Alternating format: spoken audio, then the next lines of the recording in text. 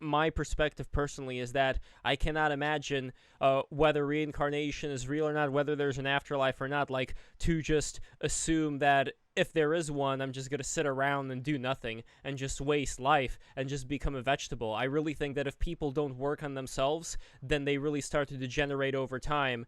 And, we have to take care of our faculties, and it's something that could be seen in the span of days even, not just in the span of years or decades or aeons. And that's the big battle that's always going on within you. So I totally disagree with Jules when it comes to that. I think that people recognize... What did you disagree with me on? I disagree with you with this idea that if somebody doesn't really care about death, they're not going to take life as seriously. They're not going to give as much to this life as possible. Where I see it that if you are feeling... No, I think they worship death. I don't think they care about death.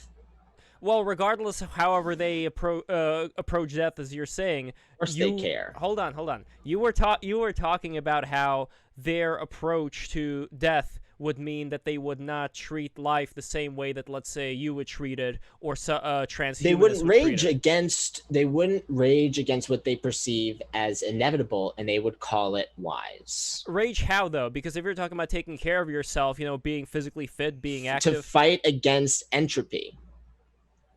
Doing what other than what I just said, and maybe taking some supplements that come down the road? Like, I don't know. I don't understand what we disagreed on. By the way, I'm loving in the chat the Giovanni memes. I don't understand what we disagreed on. Okay. Truly. Okay, just to rewind the clock a little bit. It reminds me. It's reminding me. Tell me what I think that you disagree with. Okay, if I understood you correctly, and if not, please let me know. The people who are not fighting against death, you're saying that they treat life in a in a not so positive way, or how exactly are they treating life? I'm not a Steven. I mentioned Steven Pinker's argument that I disagreed with, because I think it's absolutely fine to have a bunch of Amish. I think what the Jules problem are the moralistic busybodies who don't want other people to strive. Like, some people are so disturbed by ambition that they'll form groups to discourage individual ambition. No, but I think Jules is trying to, or rather, Jules is stating what Steven Pinker trying to ghastly fumble his way through Nietzsche, and saying that people who have a metaphysical objectivist worldview are like life denying because they're looking at beyond. They're not like life affirming. I think that's what Steven Pinker was getting at. But yeah, I'm just reminded. People don't have to fight death. I think people should be able to have supersized sodas that they banned from McDonald's. Like, Bloomberg made it illegal to get huge sodas. I think people should be able to drink as much soda as they want. Like, I don't even think you should have people saying you shouldn't be drinking so much soda. Like, it's better off just not drinking the soda why not and have people showing say off. That, though? Because that's how you make them drink more soda. If you talk about things people shouldn't do, it's because you're annoying, not because you're helping people. Like, yeah, but what if you want to help people? Just talk about things you think people should be doing. Be like, this is what I do. This is what you should be doing. If you're doing things you shouldn't be doing, like, I will not say, I don't think you should be doing that in an empathetic way. I might say it in a harsh, compassionate way. I might say it in a way that's like really fucking cold and prickly, and then I'll drop it. I'm reminded and then I'll of be warm. Jules. I'm reminded of this one clip. I think it was a documentary of an Orthodox monk, and he's looking at the catacombs attached to the church, and he's saying, these are all of the remains of all of our old brothers. This fate awaits us all one day. So, but think of it, that fate awaits us all one day. So, yeah. Well, let's get to Graventus and Hero and Vincent. So, Graventus, I don't know how long you've been hearing the conversation so far regarding death. I mean, you were here for a pretty long time now, but what is your perspective when it comes to a lot of these things that we just talked about, when it comes to the fulfillment that a person would get, let's say, from the transhumanist side versus from the side of faith? It's not, forget the transhumanist side. It's Jules, let him talk. I have faith. I have more faith I have more faith than it's like faith is a peerless bridge, right? Emily Dickinson. It's not one versus the other. And this is the problem with these language games people don't know how to just completely override. So like people can just like spin their wheels forever and it's its own kind of swing. But at a certain point it's like you're watching lemmings walk off a cliff and it's just like you stop caring. Okay. It's kind of true actually. A lot of online discourses like that. Oh boy. Okay. Graventus. Nice haircut, by the way. Yeah, I noticed that. Wow. Yeah, and I'll just jump off. Thing, See, for you it's Gennady, for me it's the hat. Like especially the strategically placed ones. You know, like the ones where they probably went into Photoshop and made sure it falls exactly where you know what I mean? Like that's okay. Graventus.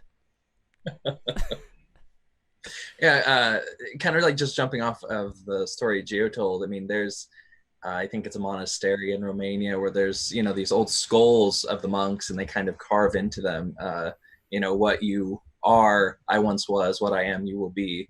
It's that question of, you know, how do we define life and death in that sense? You know, at least from the Orthodox perspective, the idea of, you know, death isn't just, you know, when your heart stops. The idea of the Orthodox life is this constantly putting the old man to death in scriptural terms, this idea that you're killing these passions, these sort of sinful impulses to kind of achieve this true life in the sense. I mean, because we can see, you know, throughout society, these people who, you know, we're all alive, but, you know, are they truly living? Whatever sort of addiction they have, if they're addicted to food or, you know, X, Y, or Z, and you kind of look at it and ask yourself, is this really a life worth living? Yet they have freedom in a sense, but they're enslaved in another way, in these passions, these you know, this physical thing. And it's that freeing of that kind of like these physical impulses in which, you know, at least in the Orthodox perspective, that's how you like truly live in that sense. And can I ask you, Gravantus, do you think that Orthodoxy was influenced by the character of the people and the time periods that Orthodoxy has lived throughout within Eastern Europe? Because during the 20th century, the Orthodox churches, as you know, faced immense persecution, hardship, almost mass extermination by the Soviets, by Ceausescu in Romania. I remember back in the day, there was this new atheist person. I forget what her name was. She was Romanian. She said, "Oh, well, you know, when the atheists were ruling Romania, the communists, it was just good and nothing bad happened." It's like, well, I don't know if you ask the Orthodox. So do you think that the Orthodox veneration of death comes from the immense tragedy that has befallen a lot of Orthodox people? I also think it makes it a lot easier for your divine right of kings, right? For people like the Borgias, people who are like dominating the rhetoric of God, you're able to send in basically like just like human mass to exert will, right? The will of God, you might say. And I think there's a big difference between, you know, people who preach, you know, jihad, you know, and actually like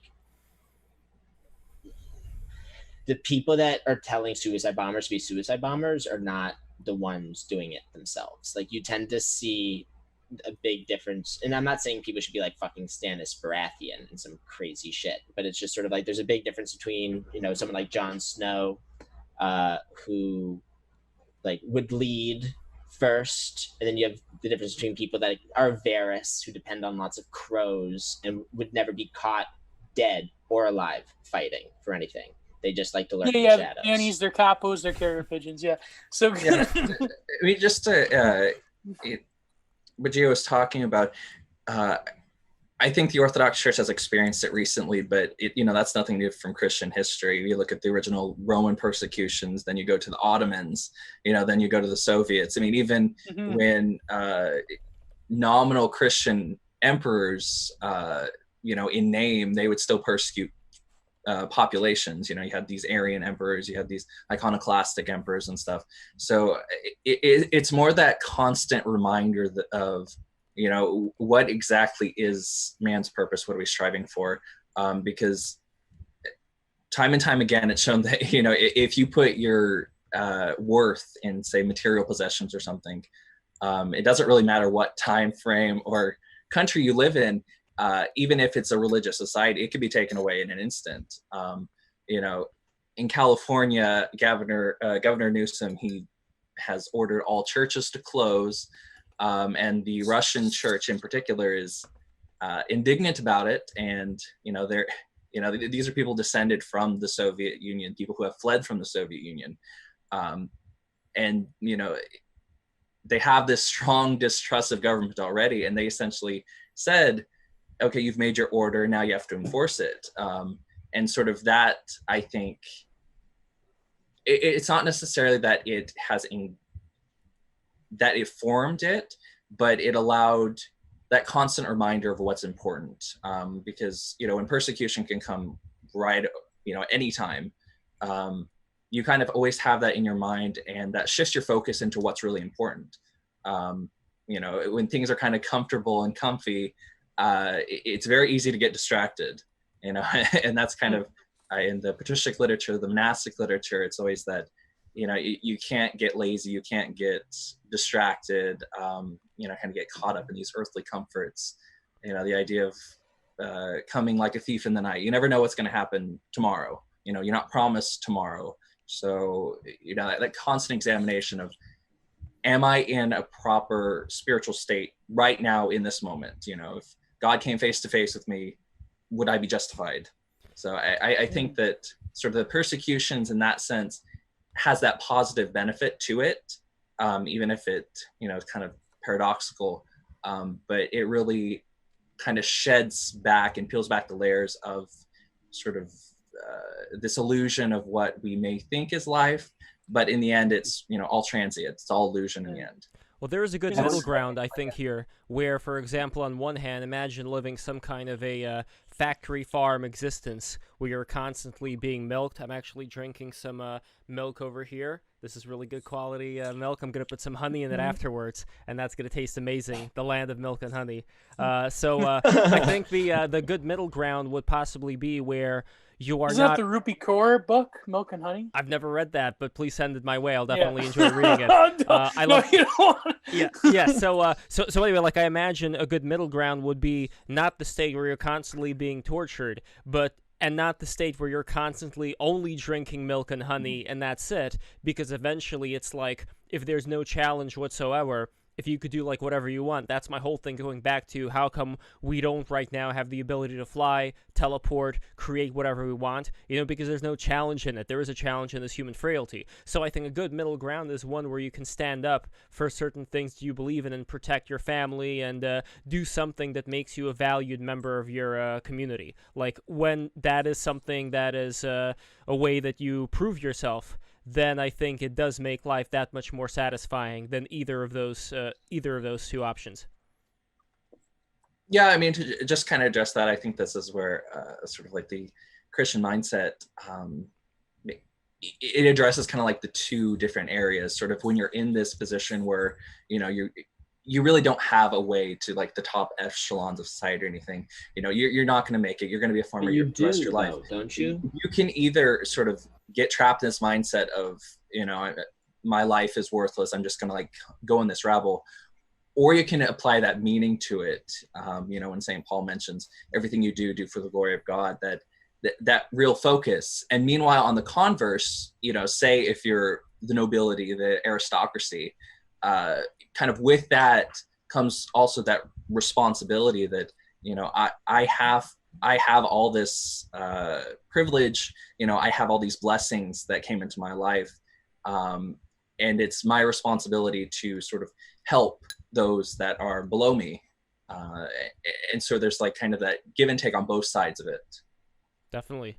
Yeah, and things like God only giving you what you can handle. Like this is a type of thing that shows that from the less privileged perspective that experiences a lot of oppression, there's always an opportunity for transcendence from that frame for sure. Vantis, you were mentioning how, and I hear this all the time when people are like preaching or just soapboxing, giving advice. They'll say certain things they take for granted, similar to we're all going to die. You might not have access to the elite. Like there might be certain organizations you never have access to, and it's like those sorts of inceptions that I think stop people from going on Craigslist and trying to make a contact or just DMing people with their messages open on Instagram or Twitter. There's a lot of these stories, if you read the Warhol Economy, of how certain artists became who they are, or if you watch Exit to the Gift Shop, the Banksy documentary about Mr. Brainwash, like a lot of people, they deny the common wisdom of there are certain things like you won't be able to attain because you're not special. And that's the brainwash that shuts down outside the box thinking. And if you realize the beauty of America and America as an eternal idea, because that's really what America is. It's an eternal idea that the individual is precious, right? And that's not some kind of Ayn Randian dystopian pathology, right? It's a cultivation of spirit that you can accomplish wilder dreams than you might dare to imagine. Yeah, right? I mean, and so why not stop telling yourself things that are dismissive and go, wait a second, let's slow down here. Why do I think I can't acquire these things or do these things? Why do I take certain things for granted when maybe I shouldn't? Yeah, well, I'm not saying that it's not possible for someone to change, I guess, positions, but for the vast majority of people, people are born in whatever lot of life that they're given, and most people stay in that lot of life. This is about because they lack information. Because they lack information. They can't reach out. That they can't, make connections. That they can't. There's always these success stories, and those success stories are a minority. There's very select group of people, and that's something good. This is where I've come into this great blessing, and now I started at the bottom, and I know what it's like, and so I have the greater appreciation to sort of help people who are in that position currently that I was once in. This isn't to say that everyone has to not do anything. This is about being happy where you are regardless of where you are. You Right. can be happy. There's people who are homeless on the streets who are vast majority happier than multimillionaire. This idea that sort of wherever you are, you can find happiness, you can find that transcendence. It's not that you can't change your conditions. It's just that you have to be happy wherever you are, or else you won't be happy anywhere you are. The big thing here is like this very simple distinction is that you cannot construct transcendence. You have to discover it. And it is always discoverable, no matter your circumstances. And yet things are relative. So what you're given, it's all an opportunity to learn. There's an opportunity to learn from anything you're given, if it's crazy suffering or crazy wealth. And there's pitfalls on both sides of those as well, which is why the most famous people with the most resources are usually fucking miserable, because they've been telling themselves this whole lives that if I construct it, if I create transcendence, then I will be immortal. And that is just, then when they do it and then they realize, this is it. Yeah. Well, Jules knows some people who are pretty up there in terms of like wealth and all that stuff. Like Joe, you too. Don't put. I'm not in this box alone. No, sure. I know people, but you grew up with a lot of these people. I went to a Catholic school, which was like I love how you're outing Jules as a bourgeois snob. No. See, No, Jules Lev's the went to real a really deal. good school. Lev's the real deal. Jules went to a really good prestigious school where he got to meet a lot of people who are really, really high up. So this is an interesting question that I have as far as what is the level of I never misery even to... thought like this. I never even thought like this before. This is why I love this Don't show worry, too. Jules, I don't worry. remember I told Lev about a party I went to once. And then like Lev breaks out his Google Android and it's like he's Googling the people at the party, and I'm like, oh, this is new. Okay. First off, Well, one thing that's how he introduced himself. Okay, first off, I was Googling somebody's name at the party because I was He was interested like, in are their they family Illuminati? history. Are they Illuminati? No. It might be Illuminati, I Jules. didn't say that. I'm like, dude, what? No, I was no. like, what? No, Jules, don't put words in my mouth. That is not what I said. Anyways, let me bring it back. Let me bring it back really quick. I think, by the way, Lev, for people who don't know, but he does mention this, is one of the directors at the National Arts Club. And so maybe if they lift this psyop one day, maybe me and Joan could do like a talk there. That'd be. You could already do a talk there. Joan, Oh, yeah? you could already do a talk there because I get to decide who comes in, and I would love for you guys to come in and talk there. Oh, that'd be amazing. Once That'd the be lockdown is out. Yeah, I mean, the thing about the Oh, National but- Arts Club is that there are a lot of people there who, there are people there in Gramercy Park who do come from money.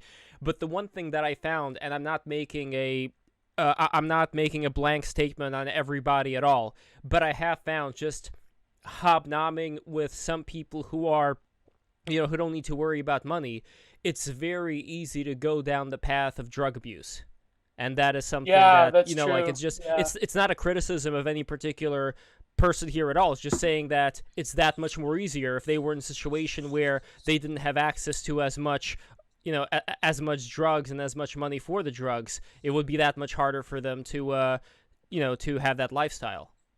Yeah, for me, I think it's like very simple, right? Like this construction thing, where these are the things I need, are a lot harder to hold on to when you're fucked up. And so it's an easy way to like a momentary glimpse. But then it becomes abusive because it's not, it's a trick. It's a rich dad, poor dad type of thing, where you would have people who are in the bottom of the economic ladder who are hooked on drugs. And now obviously we have the middle class also with the oxys, but still, if you're in a position where you're you're busy. I mean, some businessmen, they do like taking, and businesswomen, don't mean to misgender here, that they are too busy and they may take some stimulants too. Like they may take Adderall. Like, that is also a thing that I personally think that over time, something like Adderall, which is like legalized meth, that's something that's going to bring down the human system, even for those meth you're high on for like 36 hours. Like Adderall is like 4 hours. Yeah, but as far as the health effects, it's affecting your dopamine. I think. Look at someone.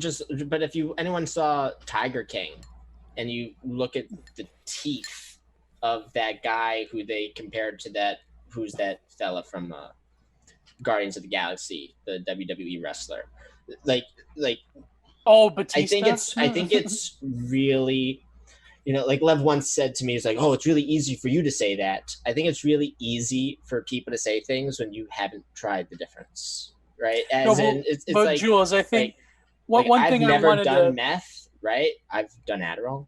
Like I've done coke. I've done Adderall. Oh, They're completely different. Use me, Jules. Right? and I also here we go. I also know people that have tried meth, who then have Jules, also tried no! cocaine and Adderall. Jules, But you'll this become is- immortal if you do meth. I swear you'll become immortal. What are we talking about here? This is not new conversation. When to go This is meth? like Don't Google it. I mean, I have where are we right now? What is But this was it space? just crack though? It's just like yeah. No, what is I was going going to say on? really quickly is that Jules, I think Wait, how many of us are in? No one here is from New York, right? New York is just like the big I'm corruptor. from New York. Is that it? Just New York? We're just basically corrupting the rest of America here from New York. I mean, Is that I'm from just what's going California. on? I got no room to criticize on that, man. yeah. Never hit the meth pipe. What I was gonna say, like Jules- Joe Biden's son, right? Or how did Martin Scorsese open Oh my Wolf god. of Wall There's Street, so those much- guys so were much just I things can't smoking going follow. on. together. I I can't can't follow, follow. Jules. Pause. What I was gonna say, Jules, really quickly. Not even. Yeah, I'm not even. I'm Is on that no amphetamines. you mentioned this is just something- literally my normal. You mentioned that a lot of people. Oh my God, where am I? You mentioned a lot of people. They stick to a particular lot in life because they lack information.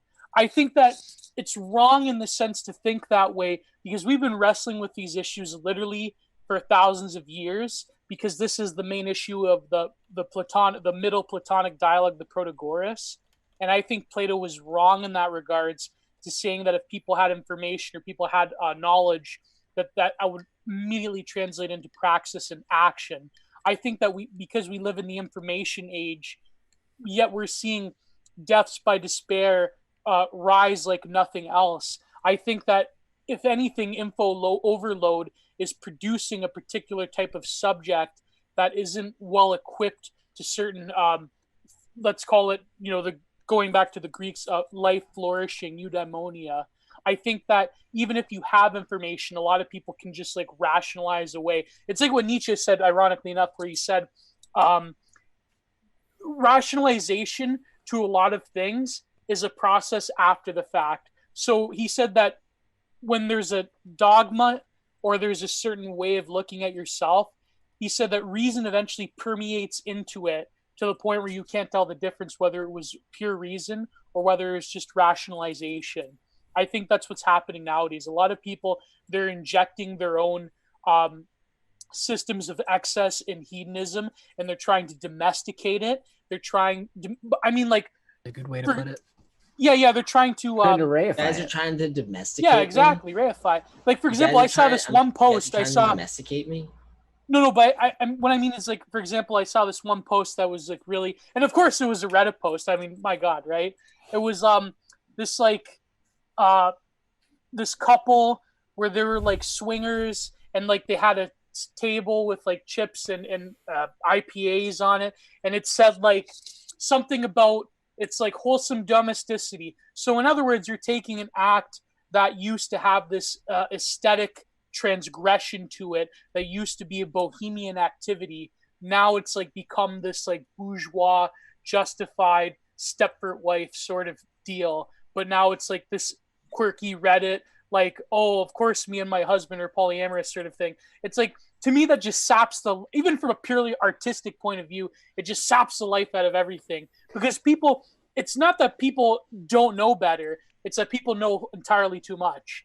And in fact, I think that's the problem. That's why they got kicked out of Eden, right? That's why they Yeah. got kicked out of Eden, because the devil Yeah. gave the apple of knowledge. Yeah. Right? Yeah, well, yeah. So that's my role here. Be the So devil. I'm gonna have to take off, but I did have one last little thought to leave with you guys, and yeah, I've probably shared more of my thoughts than enough. But yeah, I think from the get-go, we've been talking about the problems of reification, right? And the fact that it kind of becomes these prisons, and then we connected it to this construction thing of us creating the illusion that we can construct the life to cheat death, and what we're pointing at here is like once we construct it, it starts falling apart. We see it's false. Then we go out of our way to protect it. And then every once in a while it breaks down and it kind of opens things up a little bit. Maybe if we take some drugs, and then we come back and then the reification, we reify again, we're back in duality. And so then we create a rule. We construct this reified idea of our drug use or our escape or addiction. That was the thing that gave us freedom. We just popped into a new prison. So it's like, it's just duality, eating duality, eating duality. And it's not until you discover, not construct the part of your experience, that then from a dualistic spiritual perspective, you're done. And then you check out, you go in your cave, and you enjoy your bliss. Your goon cave. Yeah. Or you're invited to take the tantric perspective and say, all right, now I'm going to go find out how to engage with life, knowing that it is all sacred and it's connected to this thing that I've discovered. And then all of a sudden you can use drugs with a good intention for whatever that reason. Right. I popped a couple edibles. I'm a Colorado guy an hour or so ago, and I've been drinking a white person seltzer here. So, the tantric is guilty. But yeah, I think there's ways to use it in a less degenerate way. And to do the other is just a fool's game.